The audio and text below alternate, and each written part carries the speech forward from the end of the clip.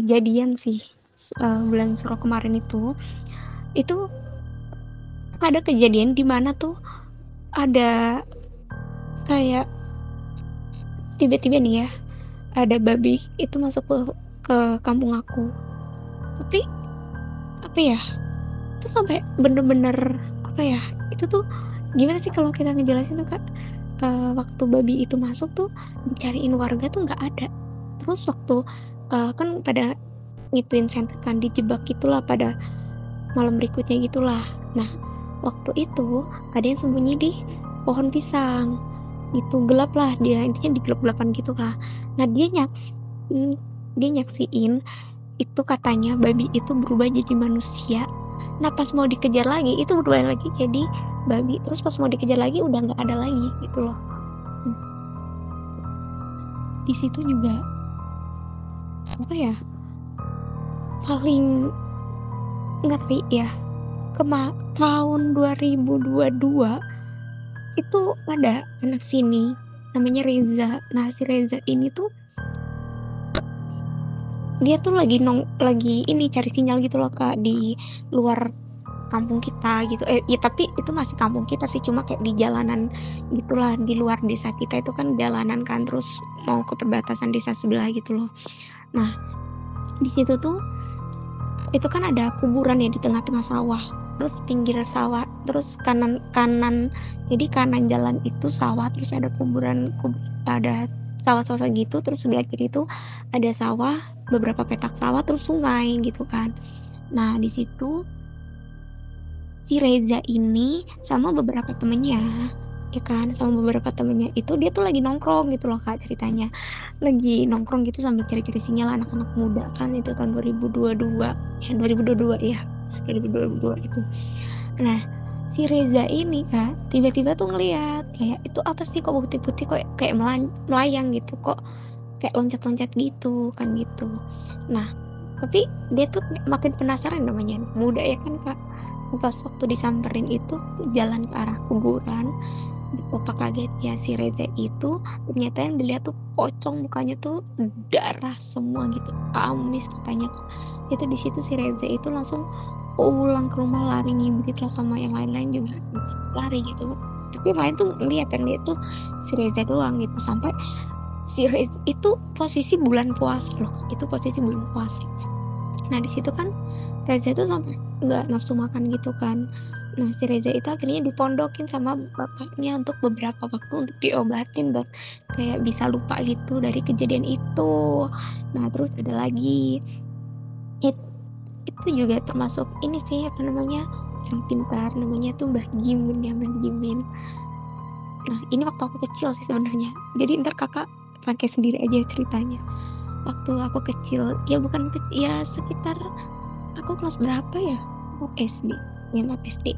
Nah, Mbak Gimin itu masih masuk saudara lah sama mbak aku. Nah, Mbak Gimin ini punya cucu namanya Mbak Lina.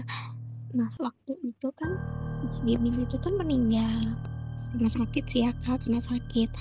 Nah, Mbak Lina ini ternyata apa namanya, mainin sisa kain kafannya Mbak Gimin gitu. Jadi kan ada kain sisa dipotong gitu loh Kak, kan. Nah, itu dipotong terus dibuat mainan sama Mbak Lina. Mbak Lina itu kelas 1 SMP, kelas 1 SMP. Nah, waktu itu kan kita kan ngajinya bareng-bareng ya Kak, ada di pondok kecil di masjid gitulah. Nah, waktu pulang ngaji itu kita tuh emang sering biasa tuh main bareng gitu loh. Kita main bareng gitu kan, bareng-bareng lah gitu kan, sambil nunggu sholat isya gitulah.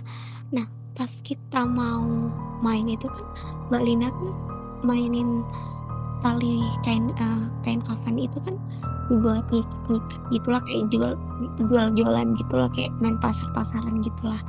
Nah, kita nggak tahu kalau itu kain kafan Kak, ya kita main-main aja. Nah, di situ Kak, kita kan main kayak itu Mbak Lina terus temen-temen aku sama yang lain tuh gitu sama pocong Kak, serius. Nah, terus kan ini apa namanya, kagetnya tuh tiba-tiba kan aku tuh sembunyi sama Mbak Lina, aku tuh banget itu sama Mbak Lina, jadi Mbak Lina sembunyi di mana aku gitu loh. Sama ada satu lagi teman aku namanya Wulan.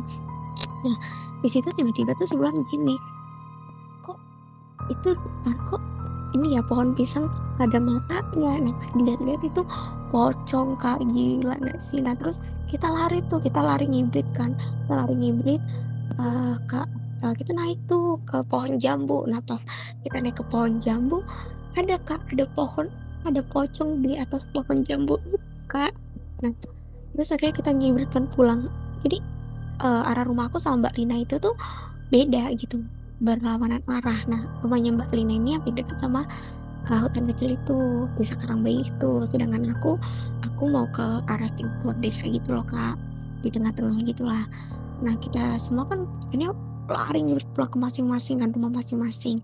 Nah, besoknya Mbak Lina cerita waktu dia mau pulang, Kak, dia ngelihat pocong di atas atap rumahnya sambil duduk gitu kan.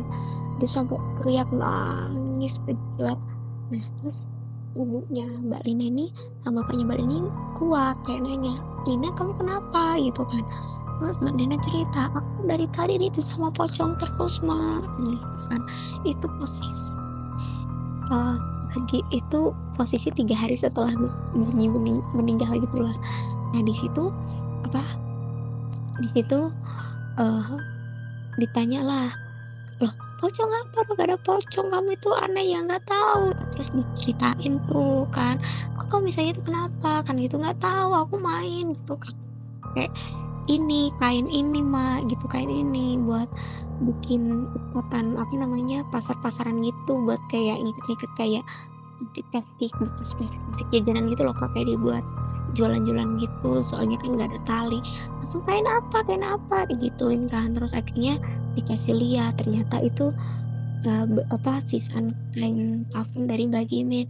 Nah, di situ Mbak Lina itu langsung dipukul kan habis sama orang tuanya gitulah. Nah, karena orang tuanya Mbak Lina itu masuk keras gitulah. Nah, di situ, kain kafan itu kan diambil kan. Kemudian diginiin sama orang tuanya, "Bego kamu ya, kayak kamu tuh tahu nggak ini tuh kain kafannya mbahmu, kenapa kamu buat main-main?" Gitu. Jadi tuh kayak yang ngegantayangin kamu tuh mbah kamu sendiri gitu kan. Lagian kamu juga ngapain kain kafan kayak gini, kamu buat main-main, pantesan kemarin tuh ibu cari tuh nggak ada gitu kan. Pada akhirnya besoknya dikuburlah apa, sisa kain kafan itu di sekitar rumahnya Mbak. Gitu. Wah, ceritanya.